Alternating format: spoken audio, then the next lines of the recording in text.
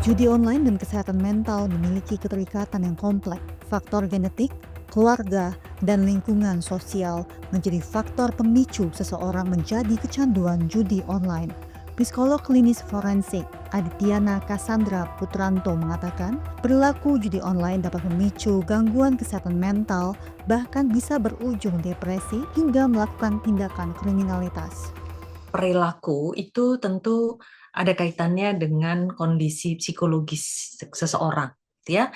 Nah, terkait dengan perilaku kecanduan judi online itu pasti ada kaitannya dengan faktor genetik, faktor pola asuh, faktor belajar, dan yang jelas apabila memang sudah sampai tahapan kecanduan.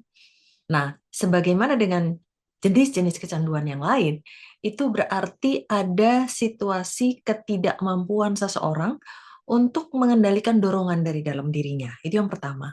Kemudian yang kedua adalah bahwa ketika mereka menjadi tidak bisa melakukan hal yang lain karena semua dorongan yang ada dalam dirinya dipusatkan atau penuhi dengan keinginan untuk selalu melakukan perilaku kecanduan tersebut yang akhirnya dirasakan bisa memberikan kesenangan, sementara hal-hal yang lain itu diabaikan. Dan itu alasannya mengapa ketika sudah sampai kecanduan, itu bisa jadi mengorbankan banyak hal. Mulai dari sisi finansial, hubungan dengan keluarga, kegiatan, atau bahkan sampai sudah mulai masuk ke ranah kriminal.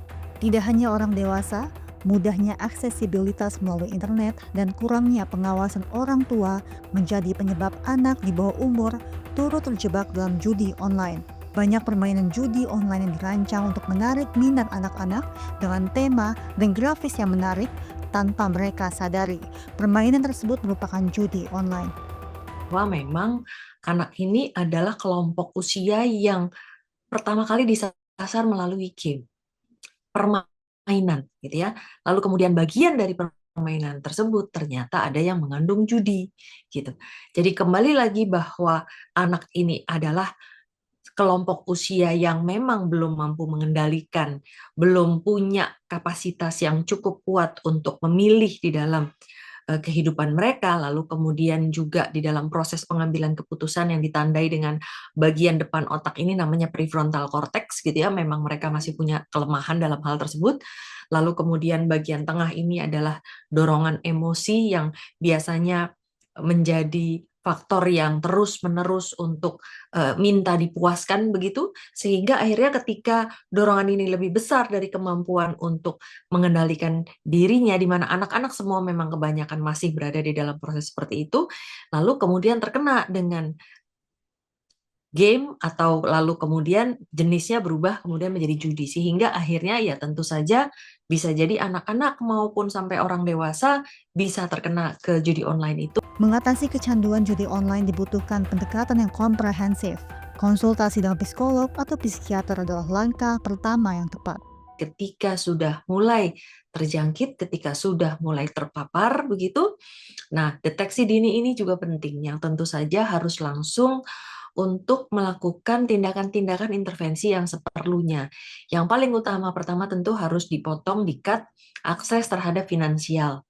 Ya, lalu kemudian segera mungkin ada bantuan dari ahli, dalam hal ini bisa psikiater, bisa psikolog, untuk melakukan intervensi-intervensi yang diperlukan untuk bisa mengatasi kecanduan. Nah, tentu saja diharapkan dengan deteksi dini dan intervensi sejak dini, sejak awal, diharapkan tidak berkembang menjadi semakin jauh. Nah, pada saat ini memang langkah yang diambil adalah tentu dengan pengamanan ya, jadi penangkapan. Yang paling jelas tentu nomor satu adalah penyedia layanannya tersebut, gitu ya. Jadi siapapun yang istilahnya menyediakan layanan tersebut, kita kenal mungkin istilahnya provider, bandar, produsen dan lain sebagainya. Nah, itu tentu yang paling dulu harus ditangkap karena memang merekalah yang menyediakan.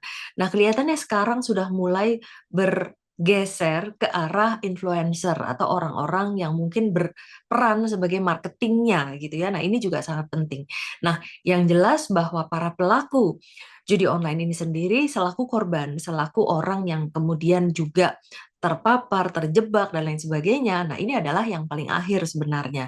Tetapi sekali lagi tentu pihak kepolisian harus jeli dan harus hati-hati untuk bisa membedakan yang mana yang memang sebenarnya adalah korban dalam hal ini, lalu kemudian apakah memang dia tidak terlibat di dalam sebagai influencer atau dia juga memang betul tidak terlibat sebagai bandar. Nah, ini penting sekali bahwa kepolisian bisa membedakan ketiga jenis pelanggaran ini gitu ya. Nah, yang jelas untuk korban sendiri, untuk orang-orang yang dengan masalah adiksi, lalu kemudian juga sudah kecanduan. Nah, problematik yang harus kita hadapi adalah sampai sekarang mungkin belum ada tempat rehabilitasi khusus untuk judi online. Ya, saat ini mungkin kita kenal ada Badan Narkotika Nasional untuk narkotika, tetapi belum ada lembaga yang khusus untuk menangani kecanduan jenis lain, mulai dari kecanduan adiksi pornografi, porno aksi, kemudian mungkin gadget ya untuk anak-anak. Nah, sekali lagi tadi saya sudah katakan bahwa gadget anak-anak dan game itu adalah justru pintu masuk untuk judi online gitu ya. Mungkin ke depan juga pemerintah harus mulai menyiapkan dan memastikan bahwa fasilitas layanan rehabilitasi untuk judi online ini harus sudah tersedia dengan melibatkan para ahli yang sudah saya sebutkan tadi. Di seluruh media memberikan layanan informasi publik, menyebarluaskan pesan-pesan anti judi, selanjutnya juga bahaya judi online.